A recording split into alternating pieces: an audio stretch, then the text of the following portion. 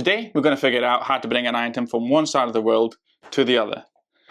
Obviously, the world's not flat, so therefore I'm going to discard this and we're going to do it properly. The business model that I've been able to use for the last 3 years and has scaled my business beyond my dreams has been the one of Amazon private label, where what I do is I source an item all the way from China and transfer it all the way to the UK and sell it under my own brand. That's what's made the big difference. This is why I've been able to be so hands-off really from the business.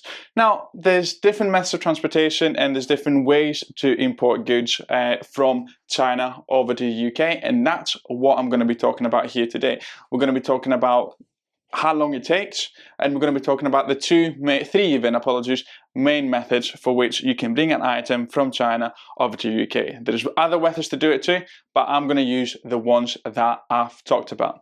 And again, all the different hurdles that might come with bringing an item from China over here in the UK. Now, when it comes to identifying a product, so you find a product, you've done that, you've done all the hard work, and now you within conversation with China to figure out how do you bring that item here for us over here in the UK.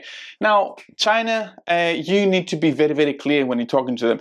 Do not ask them for explanation what they mean. You need to make sure that you know what you're talking about. So when it comes to bringing stock over from China, you've got a few different methods, okay? But these are the 3 terms that I've used, and these are the 3 terms that I suggest you also be using. Now, you've got delivery duty paid, you've got Ex Works, and you've got free on board. These are the 3 main ways I've been using it. You'll often find that Chinese suppliers will offer you DAP, duty at port, because they're trying to basically stick you with all the fees from both China and UK. Now, let's talk about these terms, and then I'm going to talk about different ways of bringing it over. If you're just starting with private label, okay, and you want to make your life a lot easier for yourselves, this potentially will be the easiest way for you to bring items over to the UK.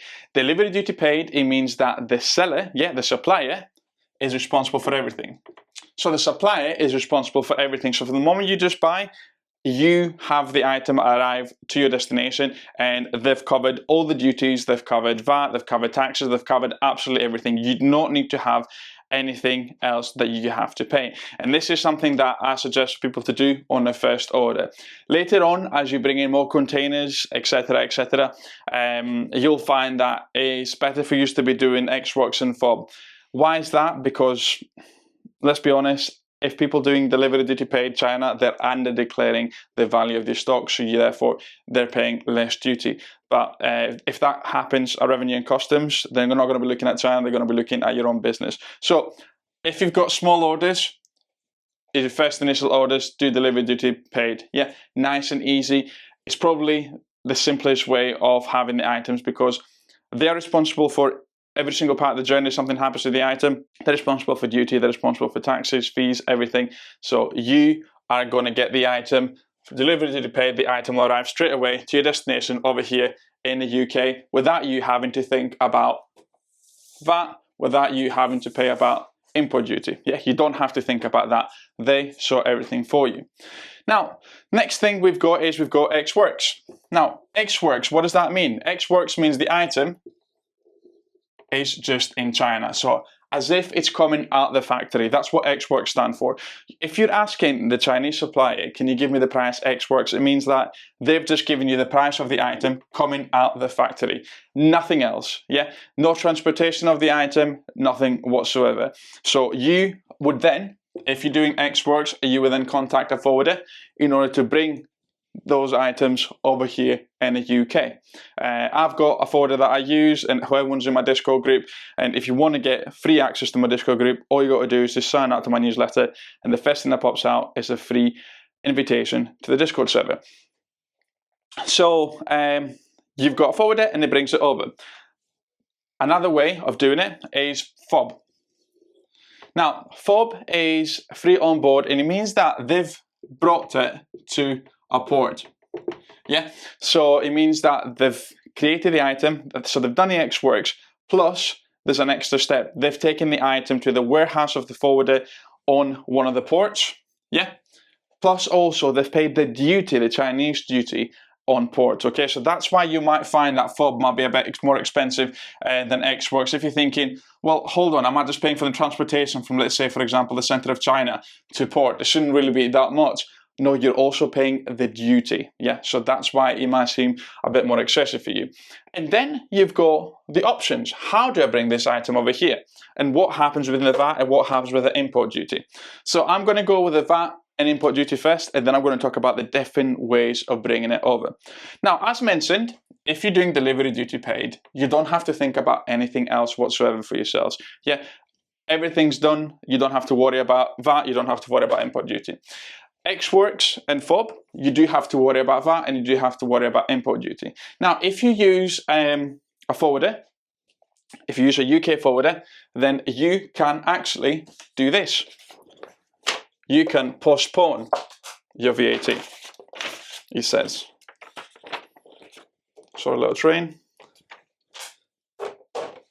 If you are using a UK forwarder, you can postpone your VAT. So what does that mean? It means that at the point of entry, you can say, well, that would have been 3,000 VAT I would have to pay at the point of entry. Instead of you paying that 3,000 VAT and then claiming it, yeah, on your next VAT return window, VAT return even, apologies, effectively they just cancel each other out. So you don't pay it, but you also don't claim it back. It just cancels each other out at that moment in time. So that's what postponed VAT is for yourselves at the point of entry. Now, this is if you are VAT registered. If you're not VAT registered, unfortunately, you would have to pay the VAT at the point of entry. This is, again, why I say that people are just starting out. Delivery duty paid might be something for them to do because they don't have to worry about import taxes, etc., etc. Once the item arrives over here, you will speak to the forwarder, and the forwarder will say, the item's arriving, I would like to have the packing list, and I would like to have the invoice from the supplier. You provide that, then they're trying to clear it out for you. You've done the postponed VAT with them, and they tell you that there's a little fee, I think it's 25 quid for the postponed VAT, which is nothing compared to the grander scheme of things, the fact of cash flow, etc. For us.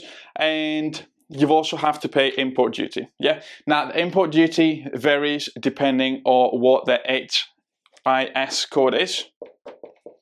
Okay, depending on what the code of the item is, the import duty varies each time. So I've never had it being exactly the same. So this is something that you need to be checking. Also, the HIS code, see what the duty would be for your item, especially if you're going for ex-works and FOB. Now, and then, of course, you might have you might ask the forwarder to either deliver the item to your address, or you might ask him to either palletize it and send it directly to Amazon. You don't have to see the items ever again until they sell, that is. So that's us, a very, very basic way of VAT and import duty. And then we've got the different ways of bringing stock over from China and how long it takes. Now, when it comes to talking with China, is you need to make it very clear how fast you're expecting the item. One of the ways they're trying to catch you out is by taking your money, yeah, and not giving you the correct lead time. Now, you need to be asking that, okay? You need to be asking what is lead time. Now, lead time is from the moment you've paid, when will the items be dispatched? So lead time might even be the production period. They're more than happy to receive your money and then say to you, sorry, we're going on holiday, or sorry, it's going to be an extra month. They just want to make money, okay? They've got targets, they just want to make money. They're not trying not to send an item to you, but they'll happily take the items and make you wait for an extra month or so before they post it out. So always ask what is the lead time when it comes to it. If you've got small items, and I would say if it's your first order, I think 22 kg is the optimal weight for small items, okay? It's 1 or 2 cartons really, where it's worth you using express shipping, okay? Now, express is by, of course, plane. Yeah, express is by plane. They'll always say to you, yeah, so you've got the boat is 50 to 60 days, and you've got the train and the truck, which is a weird combination between them, but they'll always say 40 to 50. In my experience, I just do the boat, okay? It doesn't make a big difference between truck and train. So that's really roughly the dates they will give it to you. And when it comes to express, between 7 and 10 days. I've had it within 4 days of payment by the supplier that I've been using, and they had it. And why would you pick each of these for us? Now, if you've got express and if it's a small item and you want to try it, you might be doing unique bundles, yeah, and you need only a small component for you to sell. That's when it's worth you doing express.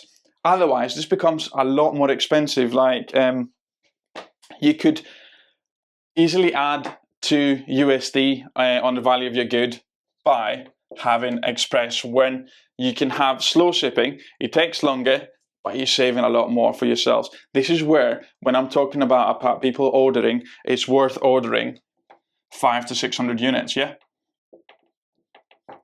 Because that gives you enough breathing space to burn 100 units with advertising, and then you've got profit, and then you're not actually ordering 10 days into your product launch, reordering a product, because you don't even know if it's going to be 100% worth it for yourselves. Give a bit of a breathing space for yourselves. So you go 500 to 600 units.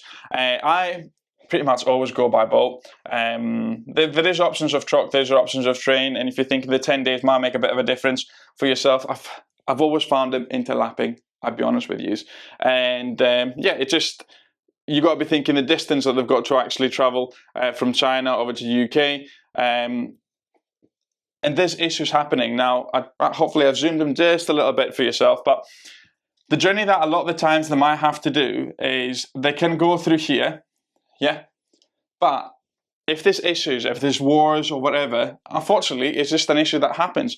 They'll have to go all around before they can get to the UK, yeah, all the way here, apologies, sorry, before can they get to the UK. And it does actually make a big difference on the timing, and it's just what it is. It's just being part of this crazy world that we're living in at the moment in time.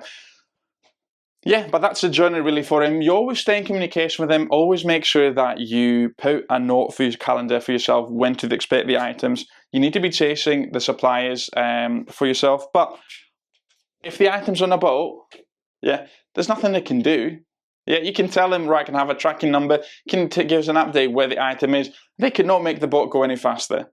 Yeah, what they can do, they can control the lead time. So this is where you're saving time for yourselves by having a lead time for us.